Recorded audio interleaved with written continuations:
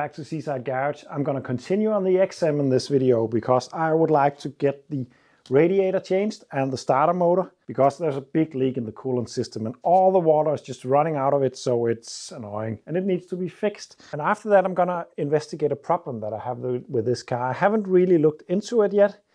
It could be so many things, but maybe some of you guys got an idea what the problem could be.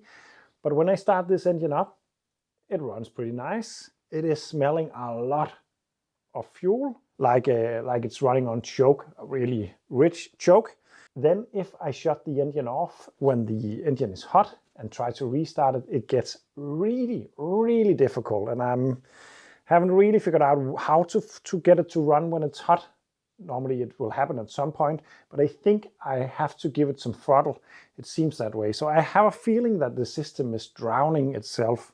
Maybe one of the injectors is just dripping away or something like that, leaking. Or maybe, and that's my guess right now without having looked at anything, maybe there is an engine temp sensor somewhere that tells the ECU whether the engine is hot or cold. Maybe it's telling the engine that it's cold all the time, so it's just overfueling like a cold start constantly. And that could maybe lead to the problem I'm having. I don't know. Maybe some of you have an idea about that. But what I'm going to do now is to remove stuff on this car.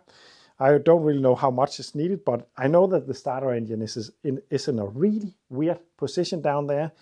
And I am afraid that I might have to take the exhaust off to get to it. And the radiator at least will need to take some stuff off up here. So I'm just going to get cracking with removing stuff.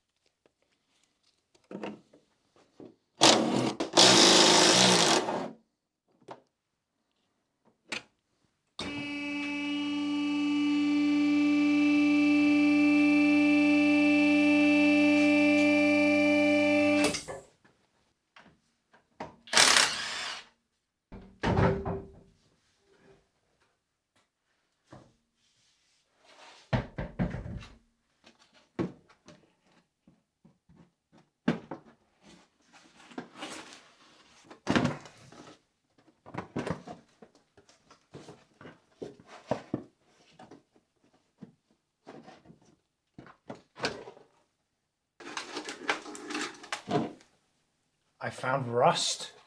Would you believe it? I just want to add that this might not be necessary to take this much apart to get to the radiator to change it. I'm pretty sure it's actually possible to do without. But I also need to get to that starter motor. And yeah. And even though it's a lot of bolts, a lot of connectors, and I really should have looked in a manual, it is actually pretty intuitive so far to take this stuff apart, which is surprising being a Citroen, sorry, to Citroen fans. Actually, in my opinion, Citroens are always quite clever put together, but it can just sometimes be really difficult to find this system that was used. But yes, maybe I didn't have to take all this apart, but it will be a lot easier to get to that starter. It will be a lot easier to fix some rust that I found in the inner wheel arch. Then we need to take this one out a bit. Disconnect the power always when taking stuff apart, remember that. These needs to clip out like that. Then the bonnet release mechanism can be popped out like that. And then one connector there. And it's off. That's pretty easy, to be honest. I like that. There we go. I need to remove the inner wheel arch on the other side to remove the last bolts. I'm pretty sure that the entire front end will come off.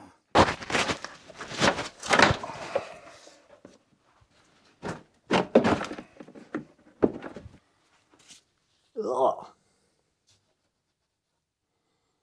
So I'm trying to remove the front bumper cover, or the bumper, to remove the entire front afterwards. And as you can see, we have some rust issues in here, and there's no bolt, there's no longer any bolt that I can grab a hold of. So I'm just going to cut away because it's almost rusted through anyway. And then this area will need to be reconstructed. For that, I'm going to use my new favorite tool, because this multi-cutter, I don't think it's meant for metal work, and it's not very good at cutting.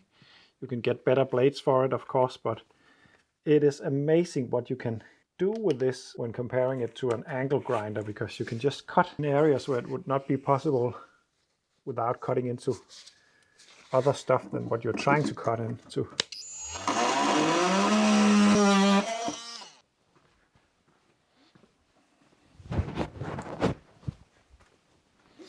And even though this rust is pretty bad, it's pretty easy to fix. I will have to take the front wing off also, but it's already rusted off also.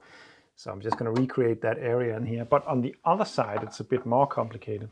Oh, well, actually, I don't know how complicated, because down here is issues where the jacking point is. It's collapsed, so there's rust there. I knew that.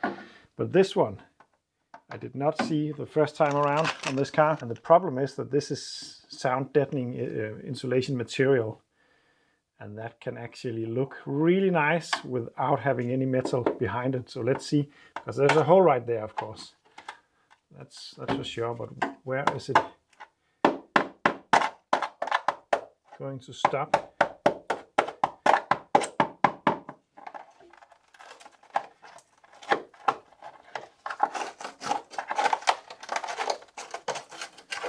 Oh, yeah.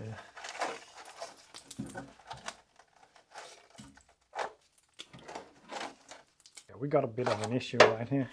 That's not for today. I just noticed it, and yeah.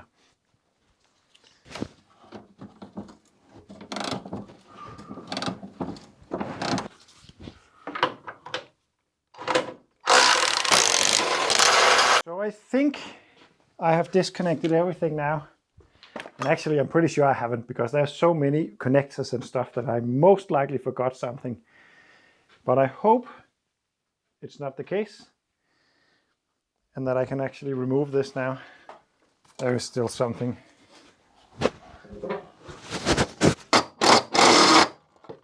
There's one bolt down here that is just spinning, but is still attached to something. This is really annoying.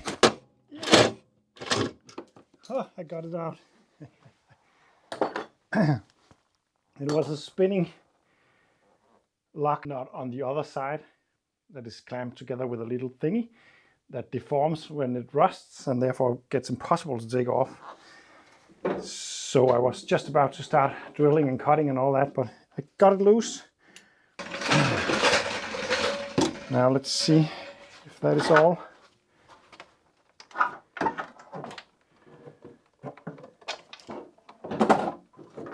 Haha! I didn't forget anything. Wow! What a surprise. And taking it down this far might be a complete time waste, I don't know, but it just seemed as a good way to get to that radiator. That could have been done without taking the front off, but I also need to get into the starter motor area. I think it will help a bit. Condenser is not looking too nice either, but yeah. If I remove both the condenser and the radiator, I think I will have a better access to the starter motor. at least with the oil filter. So it's going to be easier to change the oil filter.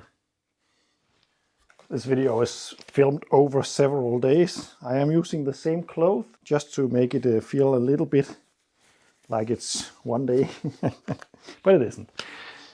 Next up, I want to remove the radiator and also remove, what's it called, the condenser from the air condition. I just checked the Schrader valve up here and there's absolutely no pressure in the system, so I can just disconnect the line in and line out of this system. I don't know if it's important for Bilklubben if the air condition works. I have to talk to them about that, because of course that will be, I need to have something to brace that with, otherwise I will just snap the entire connector. But if they need it to work, then it would be a good time to change the condenser now, because I doubt that would be possible without removing the front. But I could also just check if the condenser is actually tight, because if there's no holes in it, then it doesn't matter that it's looking a bit old. So I might just do a little pressure test on it. That being said, I have absolutely no experience working on air conditions, because most of my cars does not have it. And if they do have it, it's not working because they are old cars, abandoned cars. The last thing is that I really can't stand air conditioning. It's nice to have cold air, that's true, but I get completely clogged inside my nose system. So I don't like it at all. Next up, I should try to drain as much of the coolant, which is not coolant, it's just water, from the system before removing it. Oh, the condenser just got loose like that.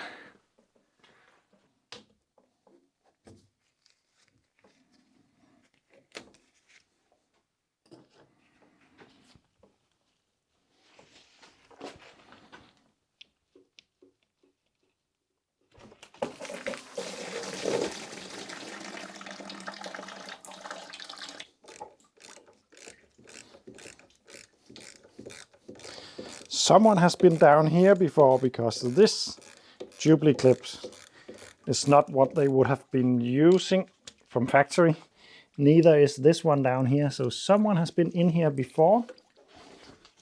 Try not to hit my shoe this time, please. Thank you. Really rusty water, which you don't really want to see on this engine. But it's just the way it is. And yes, it is really evident that it has been leaking for a while. I don't think it's as bad as it looks, but I need to clean it up.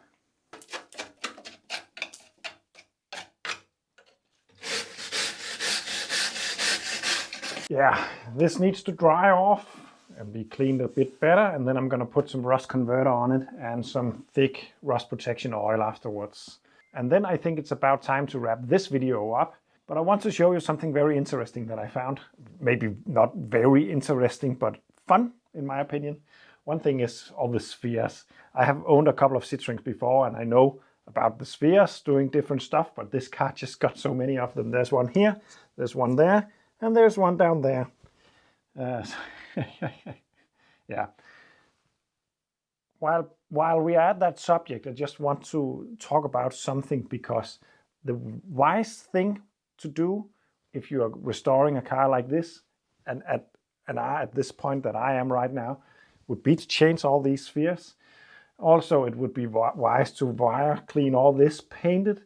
It would be wise to change the spark plug leads, some of the old wires down here. You can just change so much stuff when you are rebuilding or restoring a car like this. And I get a lot of comments from time to time, why didn't you clean the backside of the dust shields when changing the brakes, and why didn't you clean that bracket off while you were there, and all that. And it's right.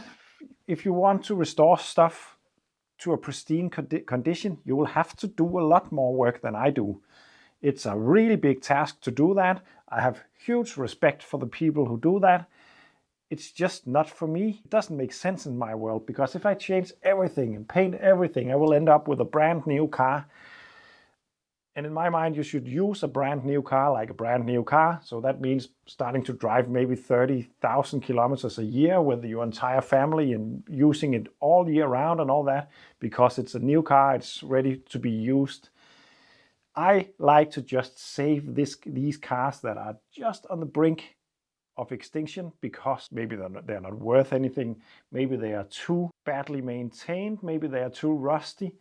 I just want to give them another life. And to do that, you don't have to change everything. You will just have to make it safe to drive. And the bonus about that is when it's on the road, you won't be too afraid to use it because it's too clean to actually be used. So it just makes more sense. But yes, it's right. I could do a lot of stuff while I'm in here. And yes, it could be a waste of time not to do this and that and all that.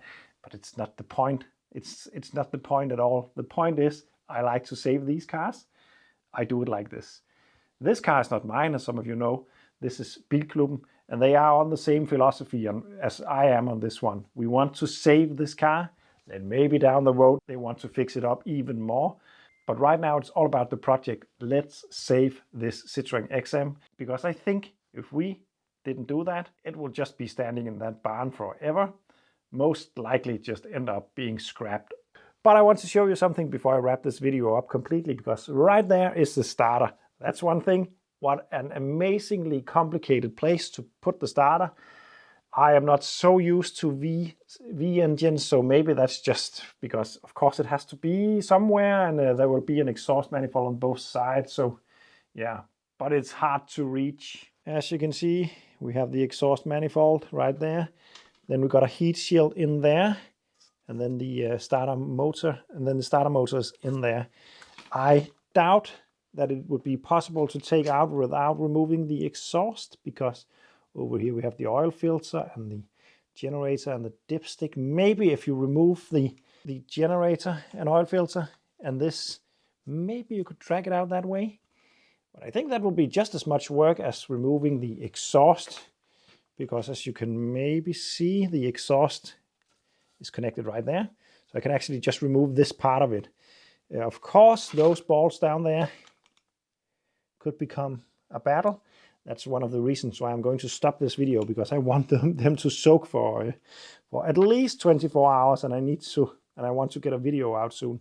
But what I wanted to show you that is really interesting and fun is that, can you see that? I don't know. I'm gonna put you a bit closer. That right there is a nut that holds on the starter motor. It has been, either it has worked itself loose or someone has loosened it up. And actually it looks like it's missing a couple of them. Actually, I think there's only one that is connecting it. And I'm just guessing right now, but I think that the previous owner started this project because, as mentioned, I was told that this car was parked due to a bad starter. It is pretty bad. It's sounding rough and it lets go from time to time. But this looks like someone tried to see if they could fix it and then ended up realizing how much stuff needed to come apart to get to that damn starter in there. And I think in the end, he parked it in the corner of the barn, and maybe he decided to fix it up next year, or maybe the year after, or the next year. And then 10 years passed, and yeah, I think we all know how that goes. But I will continue work on this tomorrow. So the next video will come out in a couple of days, hopefully. So all there is left to say is thank you for watching. Remember, you can support me on Patreon if you like, but do consider this. If you do, you are partly responsible for all the projects that I'm buying at the moment. I'm just saying. So anyway, see you in the next one.